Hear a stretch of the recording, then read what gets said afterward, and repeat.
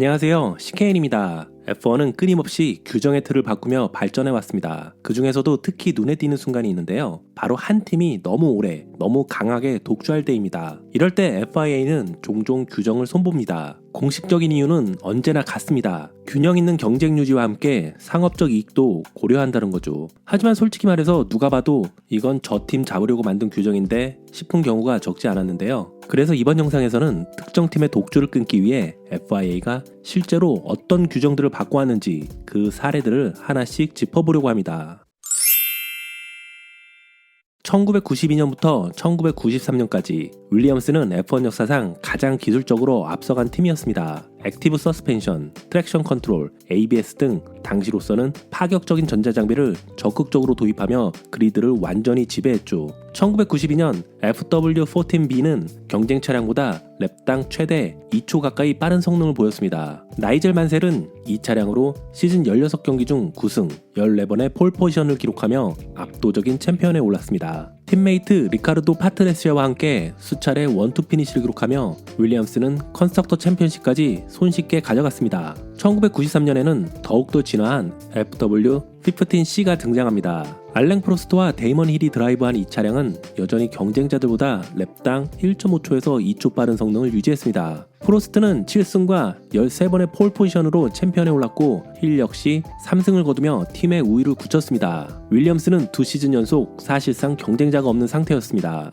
결국 FIA는 결단을 내립니다. 1994년부터 액티브 서스펜션, 트랙션 컨트롤, ABS를 포함한 대부분의 보조 전자장비를 전면 금지했습니다. 명분은 비용 절감과 안전이었지만 결과적으로는 윌리엄스의 압도적인 기술적 우위를 해체하고 경쟁을 되살리기 위한 규정 변경이었습니다.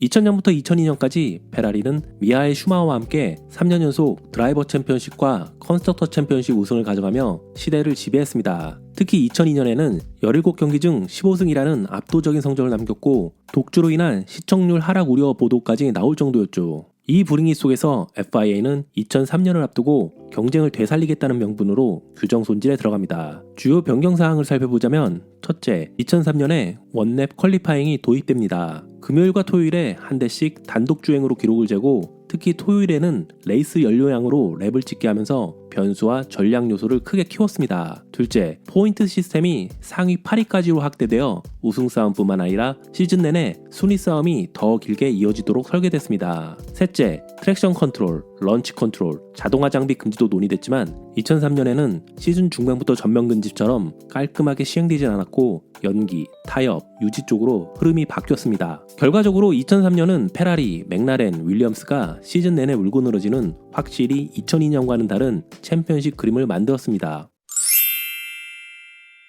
페라리의 시대는 2004년까지 이어졌습니다. 슈마허, 페라리 조합은 너무 강했고 경기는 점점 결과가 보이는 쇼가 되어가고 있었죠. 그리고 2005년을 앞두고 FIA가 큰 패키지를 꺼냅니다. 명분은 늘 그랬습니다. 속도를 낮추고 추월을 늘리고 경쟁을 되살리겠다. 그런데 규정 내용을 보면 이 규정 변경이 누굴 겨냥한 것인지 느낌이 바로 옵니다. 첫 번째는 공기역학 규제를 통하여 다운포스를 만들기 어렵게 만들었습니다. 먼저 전면 윙을 더 높여 바닥 가까이에서 생기던 강한 다운포스가 줄어들게 했습니다. 그리고 후면 윙은 더 앞으로 옮깁니다. 자리 전체가 바뀌니까 같은 윙이라도 효율이 떨어질 수밖에 없었고요. 디퓨저도 제한합니다. 차 밑에서 공기를 빨아들이는 그 언더플로우 다운포스를 직접 깎아버린 것이죠. 마지막으로 뒷바퀴 앞 차체를 잘라냅니다. 이게 왜 중요하냐면 타이어가 만들어내는 난류가 바닥 쪽으로 더 들어오면서 차 아래 흐름이 더 지저분해지고 결국 다운포스가 더 떨어집니다. 이 네 가지가 동시에 들어가니까 전체 다운포스가 대략 20에서 25% 정도 줄었다고 합니다. 즉, 세팅을 조금 바꿔서 적응해봐 이런 수준이 아니라 차의 기본 성능 공식 자체를 바꿔버린 변화였던 겁니다. 두 번째는 엔진 규정이 바뀝니다. 2005년부터는 엔진을 2경기 연속 써야 했습니다. 이제는 그냥 최고 출력 뽑아로 끝나는 게 아니라 내구성, 운영, 페이스 조절까지 다 계산해야 하는 게임이 된 거죠. 마지막으로 타이어 규정을 바꾸는데요. 사실 이게 결정타였다는 평가가 많습니다. 2005년에는 레이스 중 타이어 교체가 금지가 됩니다. 원칙적으로는 퀄리파잉과 레이스를 사실상 한 세트로 끌고 가는 구조였는데요. 물론 손상이나 안전상의 이유, 웨트 타이어를 사용해야 할 경우 같은 예외는 있었습니다. 하지만 기본 전제는 딱 하나였죠. 한 타이어로 끝까지 버텨라. 이게 왜 결정타였냐면 당시 페라리는 브리지스톤과의 조합으로 스프린트처럼 밀어붙이는 운영에 강점이 있었습니다. 그러나 타이어를 못 갈게 되면서 페라리가 가지고 있는 그 강점을 직접적으로 약화시키는 변화가 될 수밖에 없었습니다. 그리고 이 규정 변경의 결과로 페라리는 2005년 단 한 번 미국 그랑프리에서만 우승합니다. 바로 여러분이 잘 아시는 미쉐린 타이어 문제로 미쉐린 타이어 진영이 포메이션 랩만 돌고 레이스를 보이콧한 흔히 우리가 타이어 게이트라고 부르는 그 미국 그랑프리에서만 우승을 하죠. 결국 2005년은 페라리의 독주를 확실히 끝낸 해라고 말할 수 있습니다. 레드불은 2010년부터 배기 블로온 디퓨저를 적극 활용하면서 배기가스를 이용해 디퓨저와 플로어의 다음 포스를 끌어올리는 방향에서 분명 한 발 앞서 있었습니다. 그리고 2011년에는 오프 스로틀 블로잉까지 결합되며 차가 브레이킹, 저속 코너에서 더 안정적으로 붙는 성향을 만들었죠. 오프 스로틀 블로잉이란 엑셀에서 발을 뗐는데도 배기가스를 계속 많이 뿜게 만들어서 그 배기가스로 디퓨저와 플로어 다운 포스를 유지하는 기술입니다. FIA는 2012년부터 배기 시스템을 정면으로 손봅니다. 핵심은 배기 파이프 마지막 10cm의 위치, 형태, 방향을 강하게 규정해 배기가스를 디퓨저로 직접 불어넣는 로우 블로잉을 사실상 막는 것이었습니다. 또한 오프 스로틀 블로잉은 2011년부터 계속 논란과 규제 대상이었고 2012년에도 FIA가 제한을 한 번 더 강화하면서 레드불이 쓰던 방식에 제동이 걸렸습니다. 이 변화로 2012년에는 초반에 경쟁이 훨씬 붙는 그림이 나왔습니다. 하지만 레드불은 곧바로 코안다 효과를 이용한 코안다 배기 같은 해법으로 빠르게 적응하면서 성능을 다시 끌어올렸습니다. 코안다 배기란 배기가스를 차체 표면에 붙여 흐르게 만들어 결국 플로어 쪽으로 유도하는 방식입니다. 결국 이 규정은 레드불을 직접 겨냥한 성격이 있었지만 레드불은 여기서 무너지지 않았습니다. 타격은 있었지만 곧바로 대체 기술로 대응하며 빠르게 회복했죠.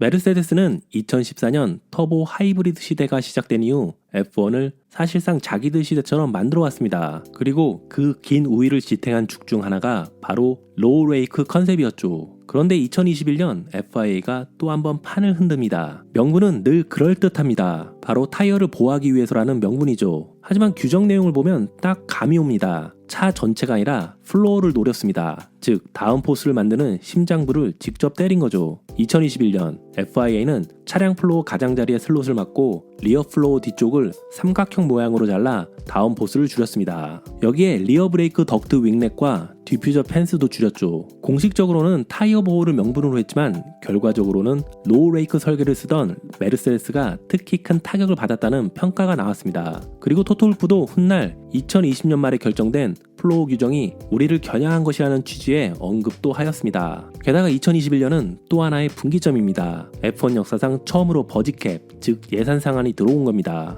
이제 돈으로 밀어붙이는 개발 경쟁도 예전처럼 못하게 된 거죠. 그리고 마지막, 컨스트럭터 순위가 낮은 팀일수록 풍동, CFT 시간을 더 주는 이른바 슬라이딩 스케일도 시작됩니다. 쉽게 말하면 강팀은 실험 시간을 빼앗기고 약팀은 따라잡을 시간을 받는다는 것이죠. 결국 2021년은 메르세데스의 절대 우위가 줄어들고 레드불과 시즌 내내 맞붙는 접종 구도가 만들어진 해였습니다. 한 방에 무너뜨린 건 아니지만 예전처럼 편하게 지배하는 시대는 확실히 끝나기 시작했습니다. F1의 규정은 한 팀이 너무 오래, 너무 완벽하게 지배하는 순간마다 바뀌어 왔습니다. 윌리엄스의 전자장비, 페라리의 압도적인 패키지, 레드불의 배기 블로잉, 메르세데스의 로우 레이크 컨셉까지 각 시대의 우위의 공식은 결국 규정이라는 벽에 한 번씩 부딪혔죠. 그리고 FIA는 이제 한 가지 방식으로만 판을 흔들지 않습니다. 기술 규제는 물론이고 버즈캡 같은 재정적 제약, 그리고 슬라이딩 스케일처럼 개발 시간까지 차등 배분하는 방식으로 한 팀이 절대 우위를 오래 누리기 어렵게 구조를 짜고 있습니다. 결국 이건 F1을 스포츠로 남게 하려는 선택입니다. 승부가 살아있어야 하고 예측이 흔들려야 하고 매 시즌 다음은 누가 올라오지? 라는 기대가 생기니까요. 여러분이 잘 아시다시피 2026년에는 새로운 규정이 적용되는데요. FIA 의도대로 2026년 시즌이 흘러갈지 기대가 됩니다. 제가 오늘 준비한 영상은 여기까지입니다. 시청해주셔서 감사합니다.